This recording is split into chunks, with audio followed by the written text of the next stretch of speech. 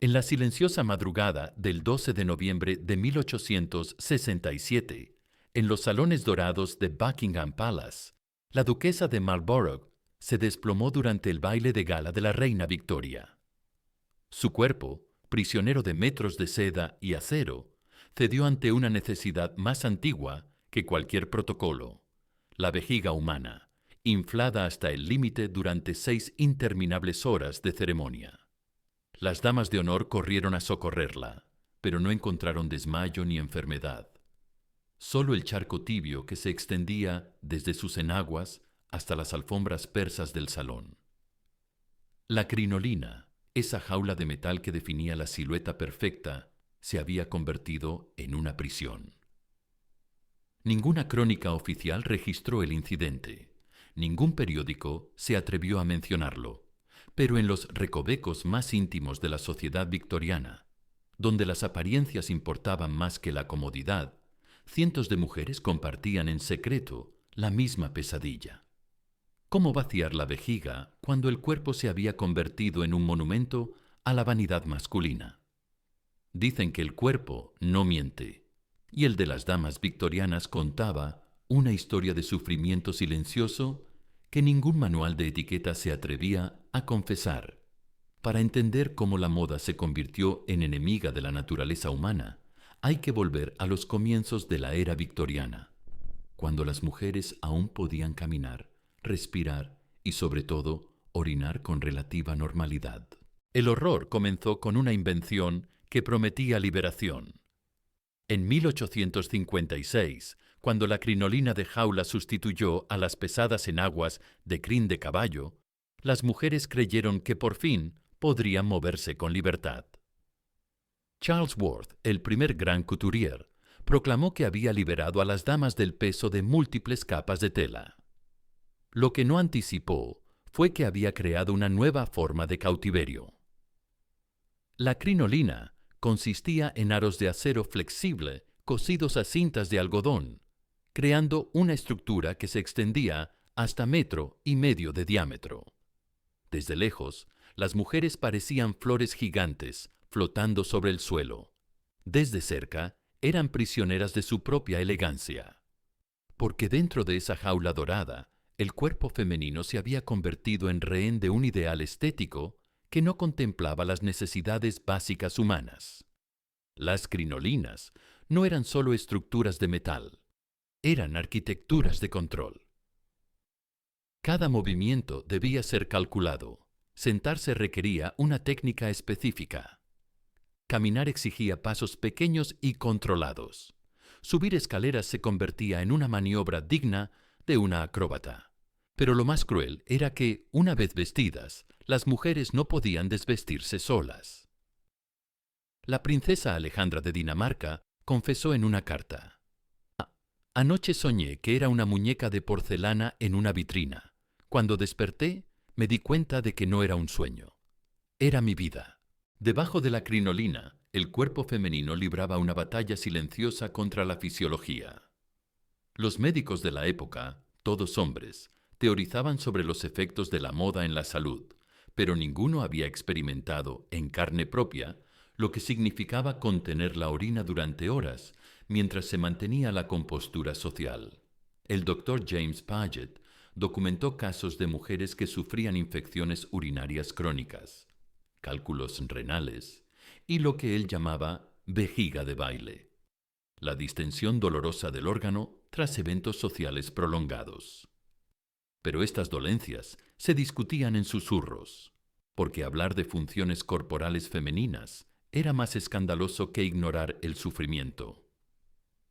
Las mujeres victorianas desarrollaron una resistencia sobrehumana. Aprendieron a no beber líquidos durante las horas previas a eventos sociales. Practicaban ejercicios de contención muscular. Algunas llegaban a tomar opio diluido para adormecer la urgencia. Lady Catherine Gladstone anotó en su diario: hoy he contado 6 horas desde el desayuno hasta poder retirarme. He desarrollado la capacidad de no pensar en mi cuerpo, de convertirme en puro espíritu social. Pero cuando llego a mis aposentos, el dolor es tan intenso que debo morder un pañuelo para no gritar. Las mujeres internalizaron la idea de que sus necesidades corporales eran vergonzosas. Se entrenaron para suprimir no solo la función, sino el deseo mismo. Pero las mujeres victorianas desarrollaron estrategias de supervivencia que permanecían ocultas bajo metros de seda y protocolos de silencio. La más ingeniosa era el bourdaloue, un recipiente de porcelana ovalado con una forma ergonómica que permitía a las mujeres orinar de pie, discretamente, bajo sus faldas. Estos objetos, que los anticuarios modernos confunden con salseras, eran obras de arte en sí mismo, fabricados en las mejores manufacturas de Sèvres, Meissen y Wedgwood. Decorados con motivos florales y hasta retratos familiares, los bourdaloues eran el secreto mejor guardado de la alta sociedad. El proceso era una coreografía de precisión. La dama se retiraba a un rincón discreto del salón. Su doncella le acercaba el bourdaloue, previamente calentado. La señora separaba ligeramente las piernas, levantaba la parte trasera de la falda y se colocaba el recipiente en posición. La crinolina, por su forma de campana, creaba un espacio íntimo que ocultaba completamente la operación. Las doncellas se convertían en cómplices silenciosas. Desarrollaron técnicas para vaciar y limpiar los bourdaloues, sin que nadie se diera cuenta. Algunas casas señoriales tenían habitaciones especiales, discretamente ubicadas cerca de los salones principales, pero no todas las mujeres tenían acceso a esta solución. Los bourdaloues eran objetos de lujo, disponibles solo para las clases altas. A pesar de todas las precauciones, los accidentes eran más comunes de lo que la historia oficial admite. Los archivos privados de grandes casas revelan gastos constantes en limpieza de alfombras, reemplazo de tapicería y mantenimiento especial de salones tras eventos sociales. El incidente más documentado ocurrió durante la presentación de debutantes en la corte de 1859. Lady Margaret Beaumont, de apenas 18 años, se desplomó durante la ceremonia de reverencia ante la reina Victoria. Los médicos diagnosticaron colapso nervioso, pero las cartas privadas revelan la verdad. Había contenido la orina durante más de 8 horas. Su diario registra: morí de vergüenza ante su majestad, no por desmayarme, sino por el charco que dejé en el suelo sagrado del palacio. Preferiría haber muerto realmente antes que sufrir tal humillación. Los desmayos por vejiga llena se volvieron tan comunes que las sales aromáticas se convirtieron en un accesorio indispensable. Las mujeres desarrollaron códigos secretos para comunicarse. Un abanico usado de cierta manera significaba: necesito retirarme urgentemente. La duquesa de Devonshire estableció en su casa un sistema de campanillas discretas que permitía a las invitadas pedir ayuda sin romper el protocolo. Los médicos victorianos, limitados por la moral de su época, rara vez podían examinar directamente a las mujeres. Pero los síntomas eran innegables. El doctor William Acton documentó en 1862 un aumento dramático en lo que él llamaba cistitis de contención entre las mujeres de clase alta. Sus notas registran: he observado que las damas de la alta sociedad sufren de infecciones urinarias crónicas, formación de cálculos renales y distensión vesical en proporciones alarmantes. Cuando pregunto por sus hábitos de micción, se ruborizan y desvían la mirada. Las mujeres jóvenes desarrollaban vejiga de debutante, una condición en la que la distensión crónica causaba pérdida de elasticidad muscular. Las mujeres maduras sufrían incontinencia por esfuerzo. Las más ancianas desarrollaban retención urinaria completa. Pero estas condiciones se consideraban delicadas y se trataban en secreto. No había conversaciones abiertas sobre prevención o cuidado. Las mujeres sufrían en silencio, creyendo que su dolor era el precio natural de la feminidad. La doctora Elizabeth Blackwell escribió: he visto a mujeres que han perdido la capacidad de orinar normalmente por seguir los dictámenes de la moda. sus cuerpos han sido deformados no por la enfermedad, sino por la vanidad. Algunas mujeres desarrollaron estrategias de resistencia que desafiaban discretamente las normas sociales. La más audaz fue la adopción de ropa interior reformista, prendas que incluían aberturas estratégicas para facilitar las funciones corporales. Los drawers o calzones femeninos incluían una abertura en la entrepierna que permitía orinar sin desvestirse completamente. Pero incluso esta prenda práctica se consideraba ligeramente escandalosa, porque implicaba reconocer que las mujeres tenían funciones corporales. Lady Amelia Bloomer propuso en 1851 una revolución más radical: pantalones femeninos que permitieran libertad de movimiento. Su propuesta causó escándalo. Los médicos argumentaban que los pantalones causarían excitación sexual inapropiada. Los moralistas decían que cualquier prenda que facilitara las funciones corporales era indecente. Pero algunas mujeres adoptaron secretamente estas innovaciones. En sus casas privadas se cambiaban a ropa más práctica. Desarrollaron guardapolvos especiales para viajar. La escritora George Eliot escribió: «He descubierto que la verdadera liberación femenina no viene de las leyes o los derechos políticos. Viene de poder orinar cuando tu cuerpo lo necesita». Las criadas femeninas se convirtieron en las heroínas anónimas de esta historia. Ellas conocían los secretos más íntimos de sus señoras, manejaban las crisis corporales y mantenían la ficción de la perfección femenina. Su discreción no era solo profesional, era una forma de sororidad silenciosa. Martha Stevenson, que sirvió como doncella personal de 3 generaciones de la familia Pemberton, dejó un diario que revela estos arreglos. Primero, ayudo a Lady Pemberton a vaciar la vejiga completamente. Luego, calculo cuánto líquido puede beber según la duración del evento. Durante el evento, mantengo contacto visual constante. Las doncellas desarrollaron códigos complejos para comunicarse entre ellas.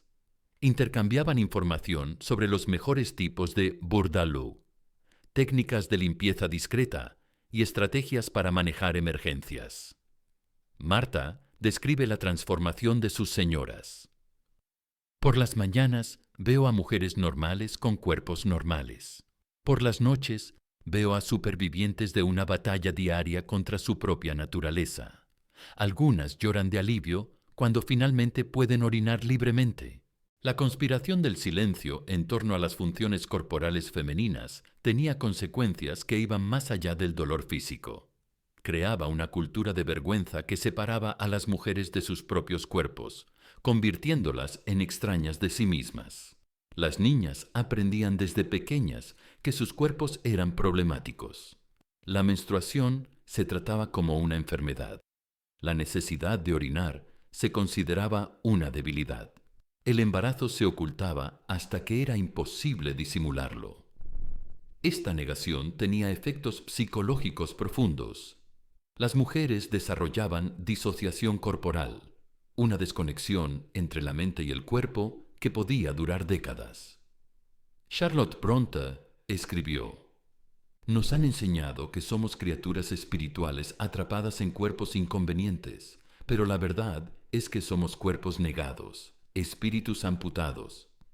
Los hombres mantenían la ficción de que sus esposas, hermanas e hijas eran seres etéreos sin necesidades corporales.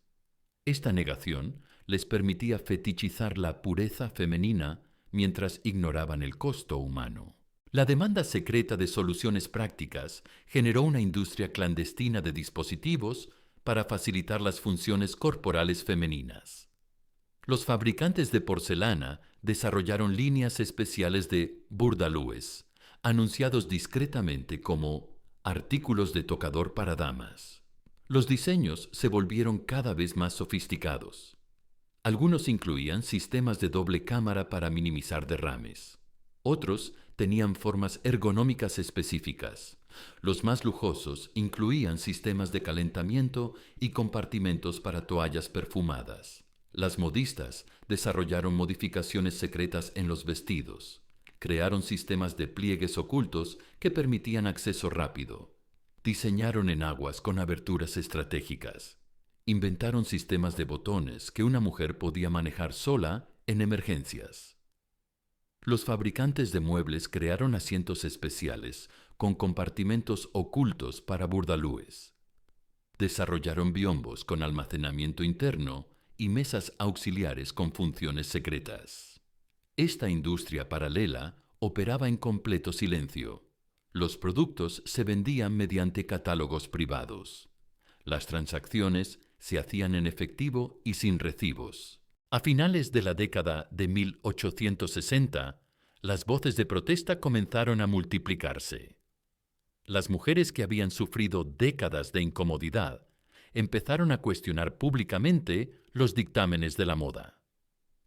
El movimiento de reforma del vestido femenino no era solo sobre comodidad, era sobre dignidad humana básica. La doctora Mary Walker escribió: «He visto a mujeres morir en campos de batalla con más dignidad que la que se permite a una dama en un salón londinense. Hemos convertido el acto de ser mujer en una forma de tortura socialmente aceptada». Las suffragettes adoptaron la reforma del vestido como parte de su plataforma política. Argumentaban que las mujeres no podían participar plenamente en la sociedad mientras sus cuerpos estuvieran prisioneros de la moda. Pero la resistencia fue feroz. Los médicos argumentaban que los vestidos sueltos causarían histeria. Los moralistas insistían en que la comodidad corporal llevaba a la decadencia moral. La batalla se libró en periódicos, púlpitos y parlamentos. Pero las mujeres habían encontrado su voz. El cambio llegó lentamente, pero fue irreversible. En la década de 1870, las crinolinas comenzaron a reducirse. Los polizones reemplazaron a las jaulas de acero, proporcionando volumen sin el diámetro extremo. Los vestidos se diseñaron con más consideración por la movilidad femenina, pero más importante fueron los cambios en la actitud. Las mujeres comenzaron a rechazar la idea de que sus cuerpos eran problemáticos. Empezaron a hablar abiertamente sobre sus necesidades físicas. Desarrollaron sistemas de apoyo mutuo que ya no dependían del secreto. Los médicos progresistas comenzaron a documentar los efectos de la moda restrictiva. Publicaron estudios sobre la importancia de la micción regular, la necesidad de ropa cómoda y los peligros de la contención prolongada. Las arquitectas empezaron a diseñar casas con más baños. Los edificios públicos comenzaron a incluir instalaciones para mujeres, reconociendo finalmente que ellas también tenían necesidades corporales.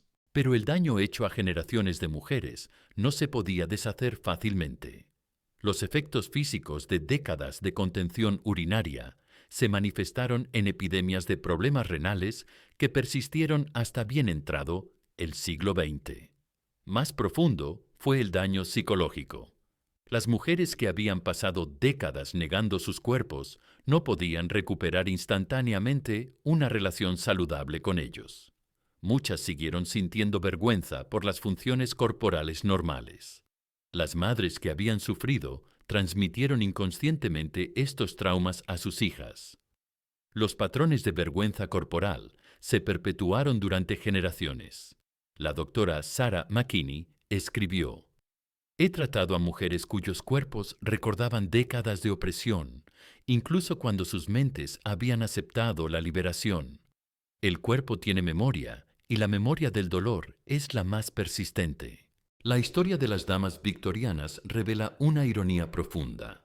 Una época que se enorgullecía de su moralidad superior había creado un sistema que negaba la humanidad básica de la mitad de la población. Las mujeres, que debían representar la pureza espiritual, fueron reducidas a estrategias desesperadas para manejar las necesidades más básicas de sus cuerpos. La sociedad, que las idolatraba como ángeles del hogar, las trataba como objetos decorativos, sin necesidades fisiológicas. Pero tal vez la ironía más profunda es que las mujeres, enfrentadas a esta negación sistemática, desarrollaron formas de resistencia profundamente humanas.